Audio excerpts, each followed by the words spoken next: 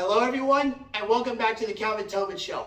I am your host, Calvin Tobin. Today we have a lot to talk about, so let's get right into it. All right, in the NBA, there were a couple of teams that made some big moves in the offseason, and because of those big moves, all NBA fans were expecting them to be dominant right off the bat, and one of those teams haven't lived up to the hype at least yet, and that team is the Los Angeles Lakers. The LA Lakers have LeBron James, they have Russell Westbrook, they have Anthony Davis, they have Patrick Beverly, and along with a lot of other guys that should be helping them be a way more dominant team than it looks to be right now. And with the talent that they have, and along with the four guys that I just named, they should be at the top of the West, or at very minimum one of the top teams in the West. But that just hasn't happened yet, and LeBron has been coming younger, dropping 40 points whenever he wants. Anthony Davis is still continuing to get injured, barely staying on the court for half the season, let alone a whole season. And the biggest sacrifice for these guys is Russell Westbrook, because he made one of the biggest sacrifices of his career, because he's used to being the main point guard and being able to guide the offense out there and distributing the ball on where it needs to go to help this team to a win. But that just hasn't happened yet. And with the talent that these guys have, it's absolutely mind-blowing that they have a losing record and they have yet to prove themselves as a top-tier team, even with future Hall of Famers on their team. Now, the other team that was expected to be dominant right from the get-go is the Brooklyn Nets. And it turns out to be that James Harden leaving the Brooklyn Nets for the 76ers has worked in favor for both of the organizations. And from there, Kyrie and KD, they have helped this Brooklyn team get into the win column for what they have done as of lately. Because right now, Kyrie and KD have helped the Brooklyn Nets go on a 12-game win streak. And since November 27th, they have only lost once, going 16-1 in their last 17 games. Now, how have the Nets continued their dominance? Well, they are now the #1 field goal making team in the country, and they're also the #1 team in block shots per game, and they have the second highest 3-point percentage shot making. That's how the Nets continues to stay at their dominance. And what else they have done is they have made everything work by getting guys to play their roles, and they have also proven that having too many superstars on one team, and it doesn't matter how much all of us fans wish that we could see an absolute dominant super team like with Giannis, Curry, LeBron, Westbrook, Luka, all those guys on one team. It turns out that even just having 3 of those guys on one team, it doesn't work out, because then all those guys would be way too ball dominant. They would be trying to get their shots up, trying to get their points in, and it just wouldn't help out the rest of the team. Now, as for the Brooklyn Nets, they are almost at the top of the East. They are in second place right now and are half a game behind the Boston Celtics at 25-12. And right now, the Boston Celtics are playing the Dallas Mavericks tomorrow night, and the Brooklyn Nets are playing the Chicago Bulls tonight. So there is a very good chance that that the Brooklyn Nets will be at the top of the East come Thursday. And another win streak that was going on was the Carolina Hurricanes 11-game win streak.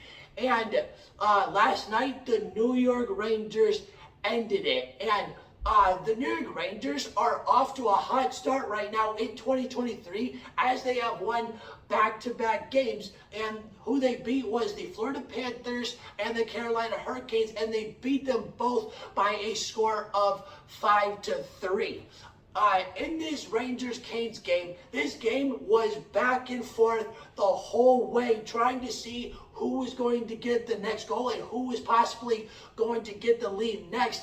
And at one point, it was tied at 3 apiece. And that was all the way up until the third period. And about halfway through that third period, the Rangers finally took their lead of the game, which ended up leading to a 5-3 victory. And once they took the lead, they never looked back, because and the reason of that is because their key factor to winning this game was capitalizing on power plays, because they were able to capitalize on 3 of the 5 power plays that they were able to be on. And because of that domination in the power play, they were actually able to end Carolina's 14 straight penalty killing streak that they had going for a little bit.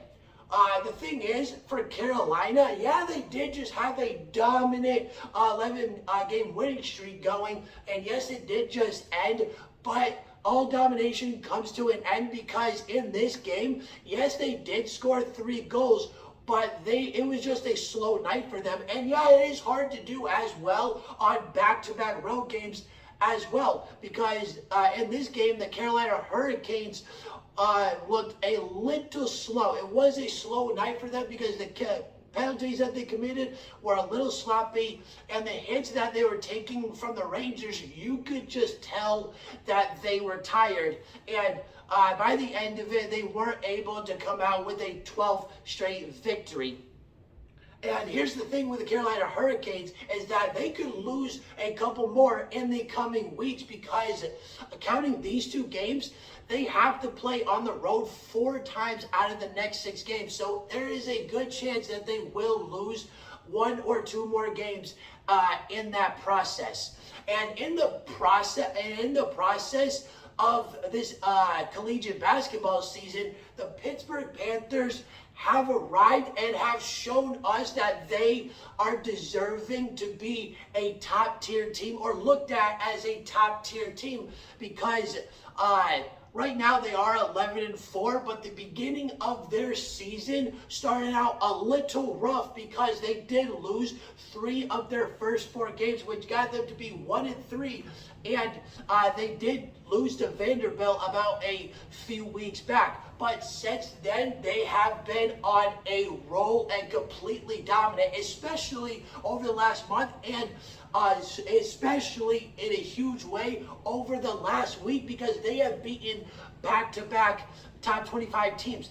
First off, they beat the number 25 North Carolina Tar Heels, who have caught us all by surprise, because they started off this season as the best team in the country at number 1, and now once this week is over, come next Monday, they will no longer be ranked. And the other team that the Pittsburgh Panthers beat are the number 11 Virginia Cavaliers. Now, how did these 2 games go down? Well, in the first game of the Panthers beating the Tar Heels, in this game, the Tar Heels had the lead for a majority of the game, and the Panthers were able to tie it at a couple of points before the final few minutes of the game, because in the final few minutes of the game, this is where the Panthers started to keep their lead once they had it, because they beat the North Carolina Tar Heels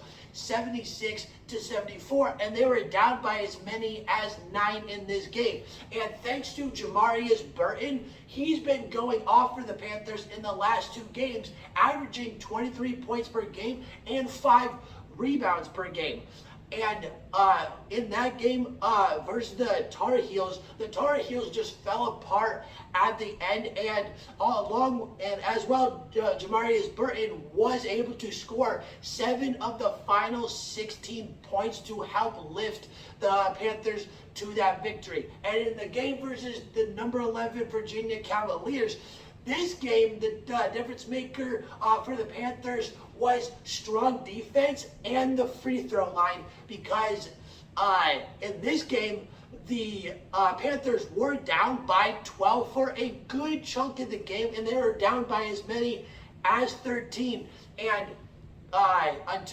in that second half, that's where the Panthers defense came alive and guided them to this victory. And because of that, this is what the Panthers did in that second half. That second half is where all the domination came by the Pittsburgh Panthers.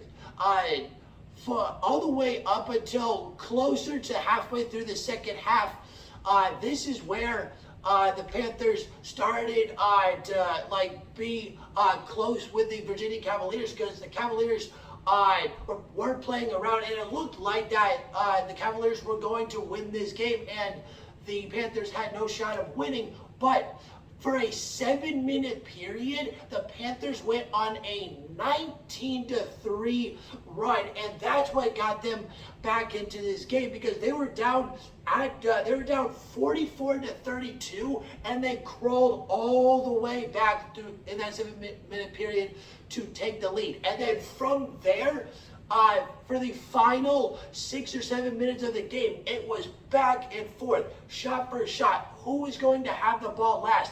And the Cavaliers did have the ball last, and yes, they did make a 3 with 1 second left to go in the game, and as time was expiring. But the free throws that the Panthers made at the end of the game for themselves put the game out of the reach for Virginia, and that's how Pittsburgh was able to win that game. All right, that's the end of the Calvin Tobin Show. Please subscribe to my channel at Calvin Tobin Show so you don't miss out on any sports media. And please follow me on Instagram at Calvin Tobin Show so you don't miss out on any sports news whatsoever. And I'm out.